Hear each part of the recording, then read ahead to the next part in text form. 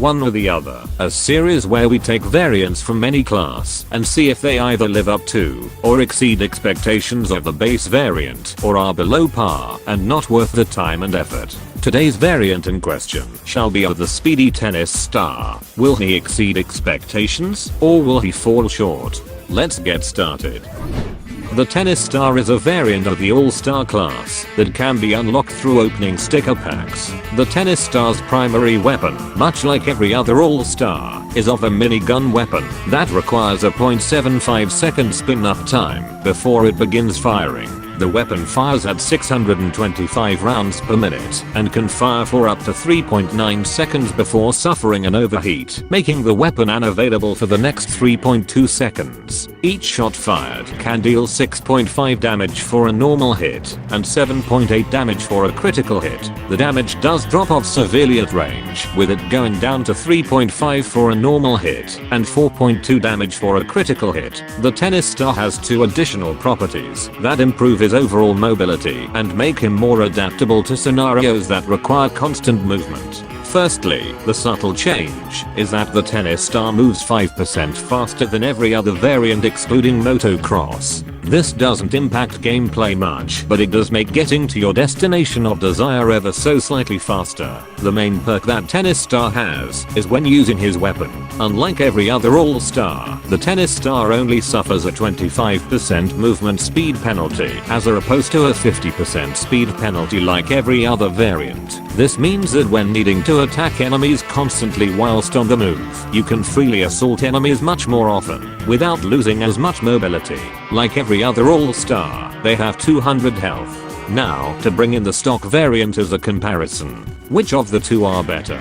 Well, the stock variant offers a much higher damage output and can fire for longer periods of time, allowing him to take on more risky fights as well as tackling beefier opponents without little issue. Granted, the amount of mobility that is lost when firing his weapon does make fights against mobile classes quite the pain, and on top of that, the All-Star's critical hit multiplier is only 1.1, making headshots not as rewarding. Now when we take a look back at Tennis Star, things do add up in some areas, but also heavily weigh down against him. For starters, his damage per shot is noticeably lower at only 6.5 up close, and even with a higher critical hit multiplier, it does not help him out that much, especially since his damage drop-off range is much shorter than stock. Additionally, his weapon cannot fire for as long, making long-term fights a struggle for him.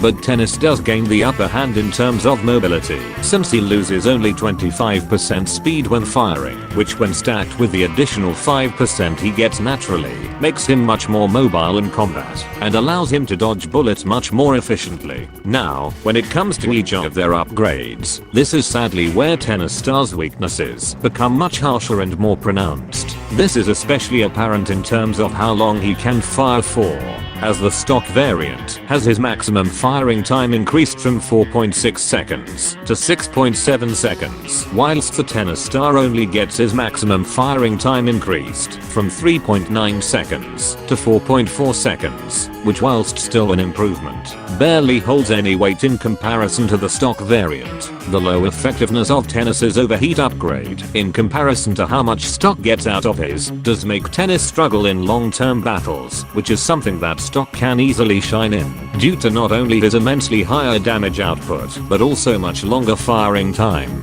After analyzing further, I can conclude that the Tennis Star is unfortunately slightly worse than the stock variant, as whilst the mobility is great for being a much more aggressive variant, he does lose out in some of his defense capabilities, mainly in damage output and long-term reliability. Be sure to come back for the next episode in 2 weeks. Thanks for watching, and don't forget to subscribe for more shit like this. Have fun.